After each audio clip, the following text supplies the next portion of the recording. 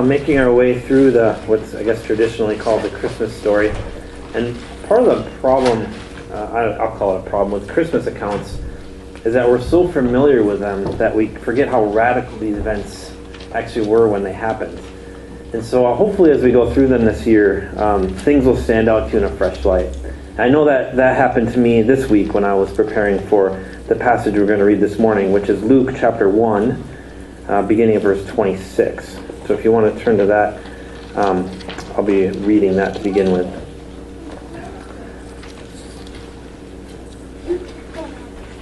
So I read verse 26 through 38.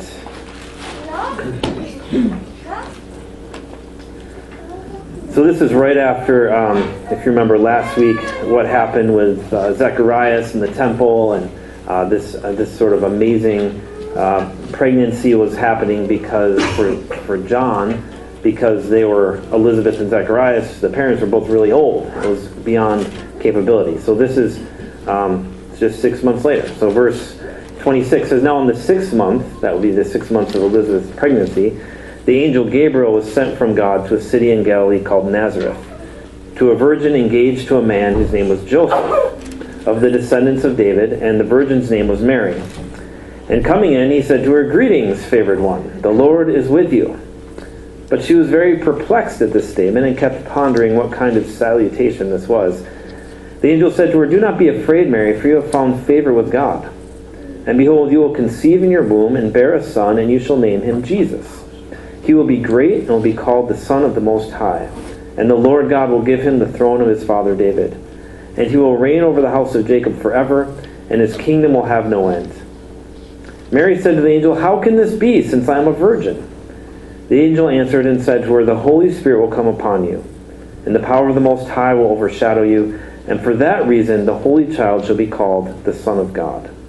And behold, even your relative Elizabeth, who has also conceived a son in her old age, and she who was called barren is now in her 6th month. For nothing will be impossible with God.' And Mary said, 'Behold, the bondslave of the Lord, may it be done to me according to your word.' And the angel departed from her."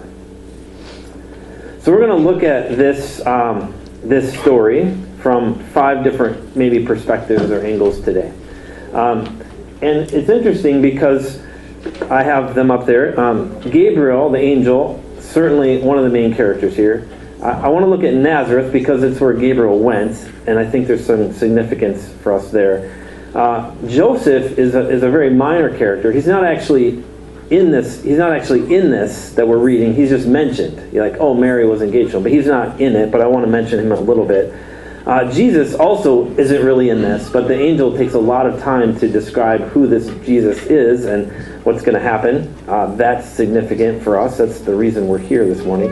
And then Mary. So really, Gabriel and Mary are the 2 main players going on here. So let's start with Gabriel. I tried to find the least kind of cutesy, angel-looking thing I could for a picture because, Gabriel is scary.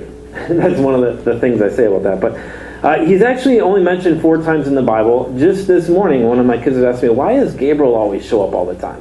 Well, actually, he doesn't. He just shows up twice in one chapter in Luke, in 6 months apart. Really significant. But the only other time he's mentioned in all the Bible is in the book of Daniel. And he reveals himself to Daniel 2 different times, in chapter 8 and chapter 9. And in both of those times, he's revealing about the coming Messiah. So you can tell that Gabriel has a very specific role to play about this announcement of the Messiah coming, whether it's way back in Daniel's age or when the Messiah was actually coming through Jesus. So there we see Gabriel. And the name Gabriel means God is my strength. So he's, again, kind of a strong, mighty God. He's powerful. This goes back to last week we read. In verse 19, it says Gabriel is describing who he is. He says, "I am Gabriel, who stands in the presence of God, and I have been sent to speak to you and to bring you this good news." So his job is to stand before in the presence of God. And I don't know how angel things work. I'm not one. I know some people that shocks you, but I did have a halo on last Friday. I didn't think it was a halo, but other people said it was, and I'm going to take their word for it. It was a... But anyway, I don't know how angel things work, but I know that here's Gabriel standing in the presence of God, that there is power there behind angelic beings. And he's scary. And I can say that because every encounter with him is a scary one. So back in Daniel, he shows up to Daniel. Daniel said, when he came, I was frightened and I fell on my face. Zacharias, when he saw him in verse 12, he said, I was troubled. He said he was troubled when he saw the angel, and fear gripped him, being gripped with fear, like you're almost paralyzed. And then in our passage here, verse 30, he shows up to Mary, and the first thing he says is, do not be afraid, Mary. Like, it's okay.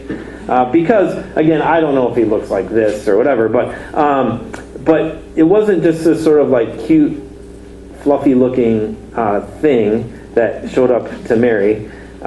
It would have been a scary, intimidating character. So, what can we learn from Gabriel? A few things I got from an article from Christianity.com. And the author, this matters to no one but me and maybe Stacy. Her name is Alyssa Roat. I'm just giving her credit for one. But she's also a Taylor grad. So I was like, hey, Taylor grad's cool. So she said, Gabriel reminds us that God listens and he cares for his people. He brought the greatest news of God's love. It was almost like that was his whole job. All the way from Daniel to Zacharias to Mary. He was bringing the news of God's love, the coming of Jesus. And Gabriel... there's a lot that's mysterious about him, but what matters the most is his message. And that actually makes a lot of sense because, when people see angels in the Bible, when we see accounts, what they usually do is they tend to, be afraid, and they bow in reverence, and the angels respond and they say, don't worship me. That's not what I'm here for. And they tell them to worship God alone. So angels are worshipful beings, but you think about it, well, maybe they actually are in mystery for a reason. We want to know a lot. We always want to know everything about angels. But I think perhaps they're mysterious because it's not really about them, but it's about their message.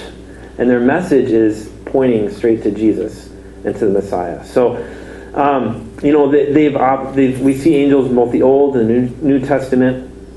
And so I think we can know that even today there is spiritual warfare going on, that there are angels operating, there are demons operating, there is a battle happening. Now you can imagine when Jesus was the Son of God was going to come to earth, that there was going to be a lot of spiritual warfare going on, right? Like that would make sense, that it was going to be maybe a heightened thing. But it's certainly something that was happening.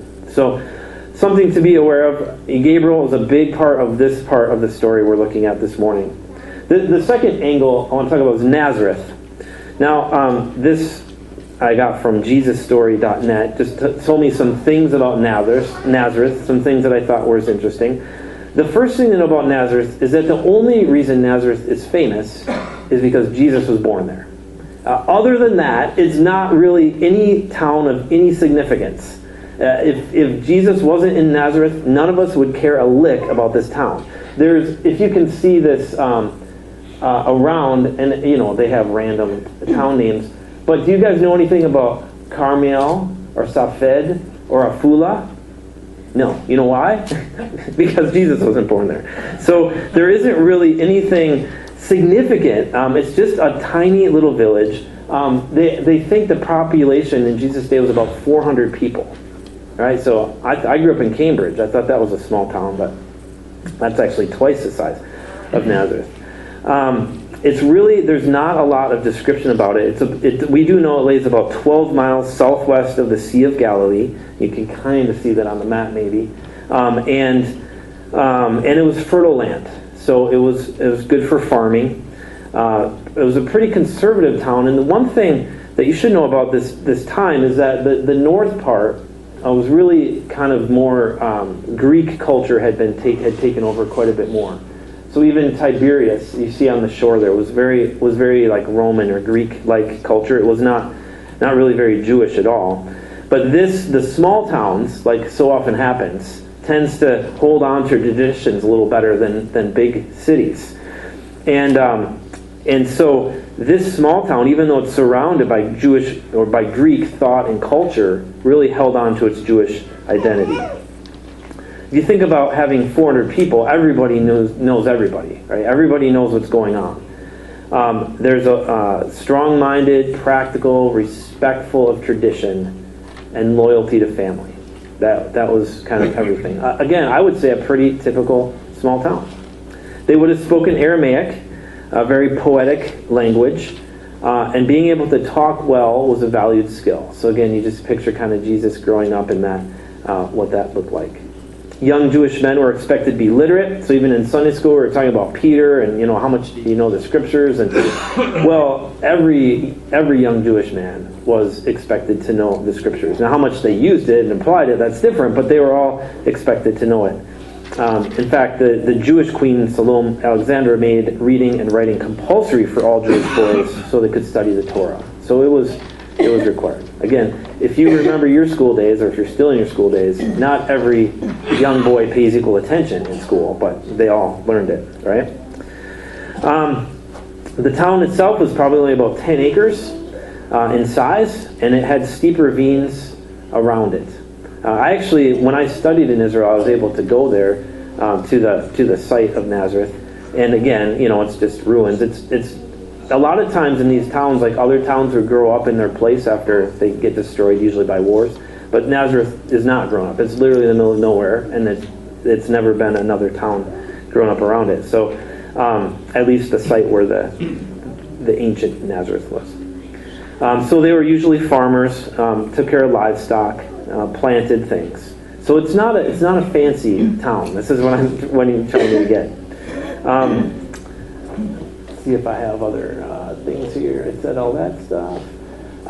So just think about this. I think that there's a lot. I really related. The reason I'm sharing this to you about Nazareth is I related to this town of Nazareth. I just feel like it feels like kind of small town Wisconsin, small town America. This one description I have up here: the peasant families lived there, eked out a living, paid their taxes, and tried to live in peace. They were observant Jews. They circumcised their sons. They celebrated Passover. They didn't work on the Sabbath. They traveled as pilgrims to Jerusalem, and they valued the traditions of Moses and the prophets. All of those things in Jesus' upbringing, which we know almost nothing about, was influenced by the town he grew up in. There is one kind of a cool thing, and it's not necessarily the greatest picture, but there's a well there, and that's the one thing they can trace back to when Jesus was there. Not the structure itself, but the structure wasn't there, but the well where they came to get water was the same well they used back in Jesus' day. And so, you could picture that would be a spot that Mary once went and hauled water each day for her family's needs. So, what can we learn from Nazareth? This is what I'm taking away from this. I think God actually likes to use humble places and humble people and unlikely circumstances. And that's pretty cool because I think Whitewater as a town is pretty humble. There's nothing flashy and showy about it. I think our church is pretty humble. There's nothing flashy and showy about us. And I won't speak for yourself, but I think I'm pretty humble. And, and God can use you and me. God can use the little things, the things that, like, what good could come out of Whitewater? What good could come out of Nazareth? God likes to actually use the little. And we'll see that when we look into Mary as well. There's nothing particular noticeable about Mary. Again, do you know how many Marys there were? Even probably in the town of Nazareth at 400, they probably had a roll call of 24 Marys, I would guess. Yeah. What's significant about Mary? Well, we'll get to her in a second. All right, so Joseph, again, like I said, he's actually a very minor character, not only in our passage, but in the whole of Luke's gospel. He's only mentioned 4 times by name, so we've ran into him once. We'll see him 2 more times in chapter 2. And in chapter 3, he's only mentioned because of the genealogy, following Jesus' line through his father's line, or his earthly father of Joseph. And so even if you count like all the references to pronouns or parents or whatever, the last time Joseph shows up anywhere in the story of Jesus is in the chapter 2 when boy Jesus goes to the temple when he's 12. And even then his name isn't mentioned, just his parents or they or whatever. So it's really he's pretty minor character.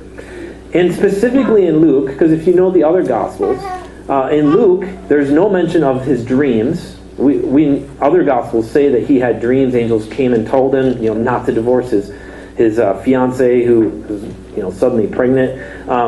Encounters with angels. Luke doesn't talk about his flight to Egypt with his family. None of that is mentioned in Luke. Really, the only thing from Luke that we know about Joseph is that he's betrothed to Mary, and he's a descendant of King David. That's important, the King David's line. But that's really all we know about Joseph. But I had to give him an honorable mention, maybe just for my son, if nothing else. Now, Jesus, I tried to get a picture of Jesus in this, where he would look like in this scene of this setting, and that's the closest I could get. If you're wondering, that's an 8-week-old baby in the womb. He wasn't even 8 weeks at this point, but they don't have pictures smaller than that. So, and by the way, that's not actually Jesus. Just so you know, I don't know who that is. I just folded it somewhere. But it's interesting because again, Jesus isn't even really a character in this. But Gabriel, when he's coming and making his announcement to Mary, he has a lot to say about Jesus. And so I listened. What do we say about this? He said he's going to be a son. So no gender reveal parties here for Mary. It's just like she already knew. They didn't have to argue over the name. Gabriel said, "This is what you're going to name him. It's going to be Jesus or Yeshua, which means the Lord is salvation." Pretty significant. The Lord is salvation. Then Gabriel goes on to say things like he will be great. And he's going to be, all moms already know that, right? Of course he's going to be great. He will be called the Son of the Most High. That's significant. The Lord will give him the throne of David. Okay, now these are some serious things that are being told about him. He will reign over Jacob forever. His kingdom will have no end. Okay, this is, most likely a teenage girl, Gabriel coming, having this scary encounter with an angel, and learning all these things that how you would have been told and taught ever in your whole childhood about kind of what the whole Jewish people are waiting for this Messiah to come.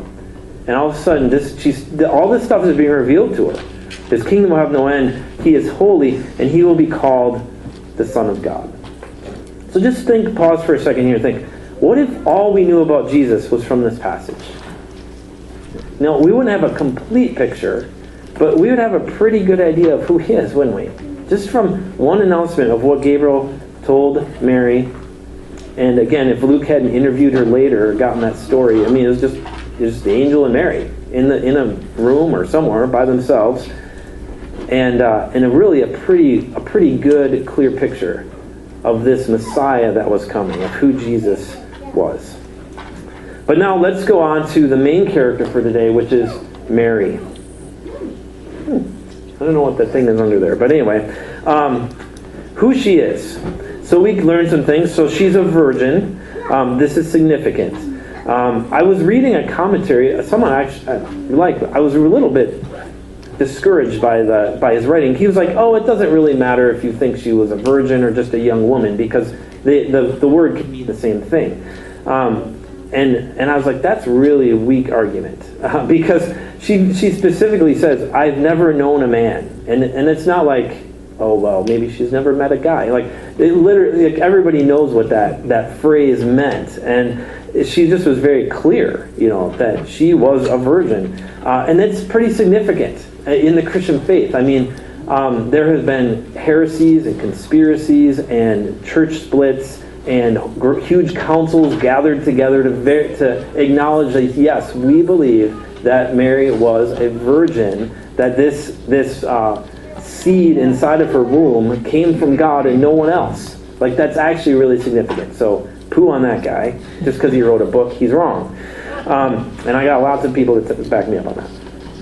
So, we know that she's a virgin. We know she is betrothed to Joseph. And betrothal, we kind of talk about engagement, but it was much stronger than our engagement. So it was a 1-year commitment before marriage. It It was a binding commitment. The only way it could be broken was to be dissolved by divorce. So that's why, in other gospel accounts, when Joseph's like, hey, I'm going to divorce her quietly and put her away, like it was very, very serious. We know that the angel Gabriel spoke to her. We know that she is called favored or richly blessed by God.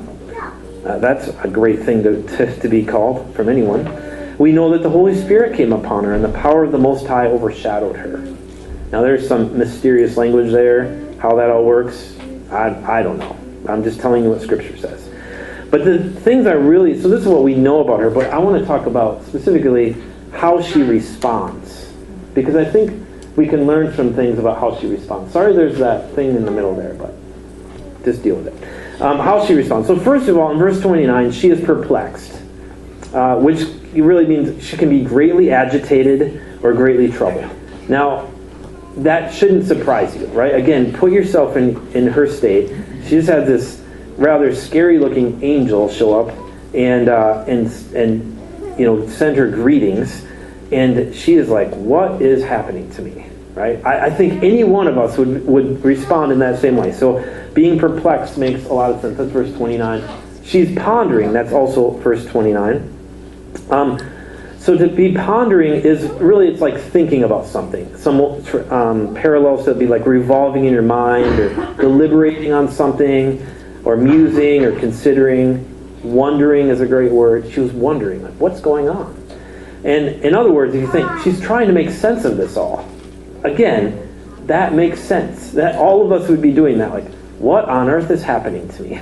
Like, is this for real? And then you're taking in what the angel is telling you, this message, all the things he's saying about this Messiah was somehow going to be in the womb, and you think, what are you talking about? This doesn't make any sense. Another response we see in here is being fearful. Again, not surprised. We have this holy angel, messenger of God, coming into her house and announcing and saying, greetings. I would be afraid too, wouldn't you? I mean, that's a very natural response. The next response we see from her is down in verse 34. And it says she is confused or doubtful. And she asks this question, like, how can this be since I am a virgin?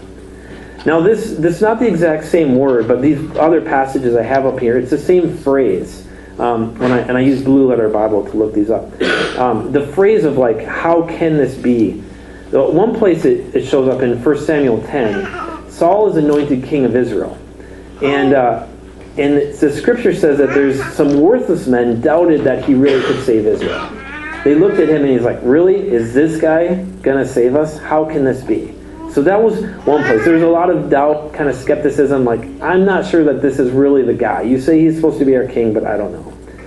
The second place we see it is in the Gospel of John, chapter 6, verse 52. Jesus just got done saying this, the bread also which I will give for the life of the world is my flesh. And then the Jews said, how can this man give us his flesh to eat? Like, so what he's saying, here's the bread of life, and it's my flesh.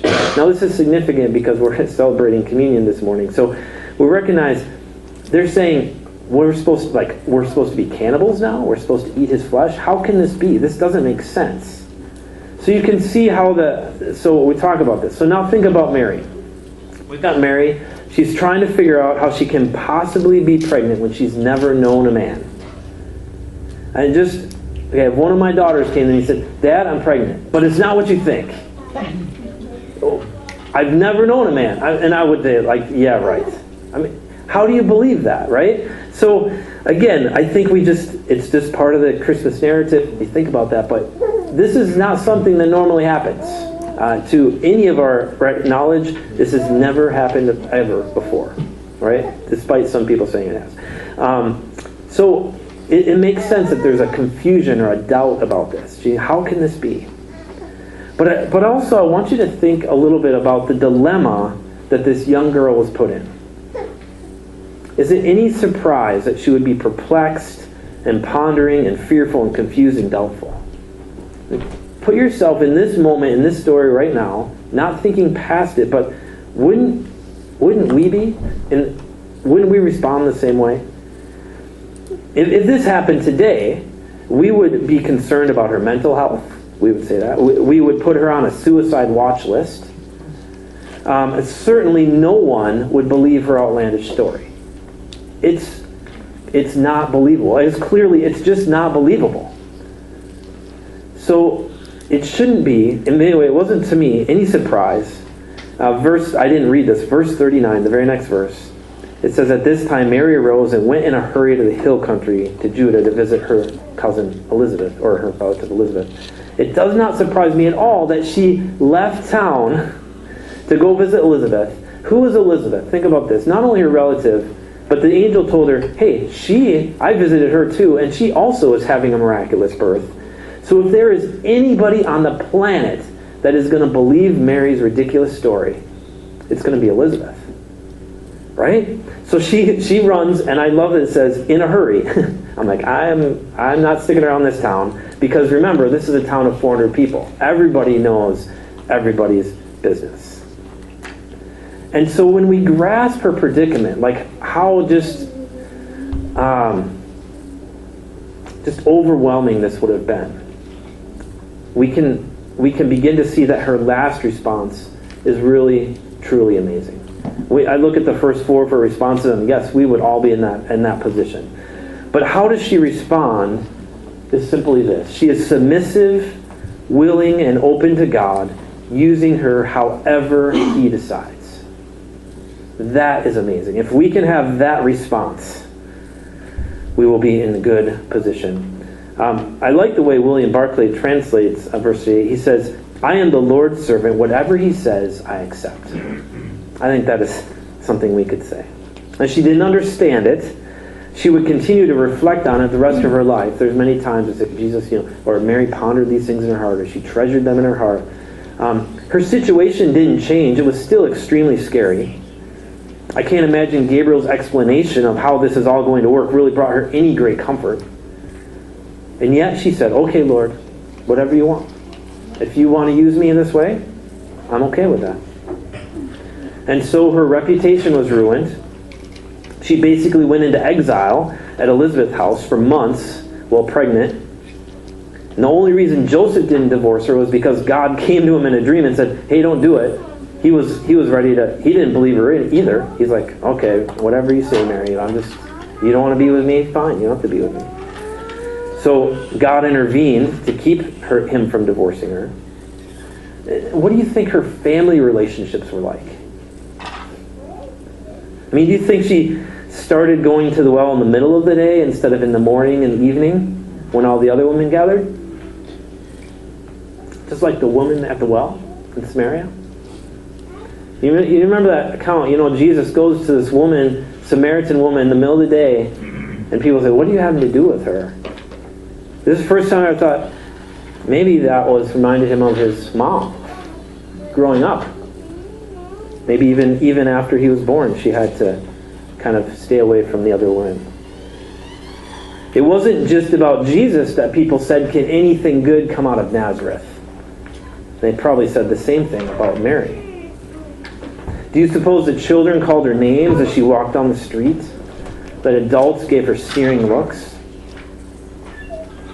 Even 30 plus years later, Jesus started his ministry, and the claim of him being an illegitimate child still floated in the air. There's a couple little spots where you see it in John's Gospel. In John 8, he's talking to Jewish leaders, and he's actually kind of questioning their legitimacy as sons of God and sons of Abraham. Because he's saying, hey, you're not following what he says. And they respond to him in verse 41. He says, we were not born of fornication. In other words, saying, like you were. And then a few verses later, verse 48, he said, don't we say rightly that you're a Samaritan? In other words, there's rumors floating around that, whoever impregnated Mary wasn't even a legitimate Jew. So there's rumors he's a Samaritan, he's born of fornication. This is in the middle of his ministry. This didn't go away.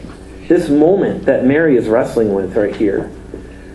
So I don't want this to be lost on us. When Mary said, may it be done to me according to your word, her life was drastically changed. And it wasn't for the better. It didn't get any easier. So what about us? Can we respond as Mary did?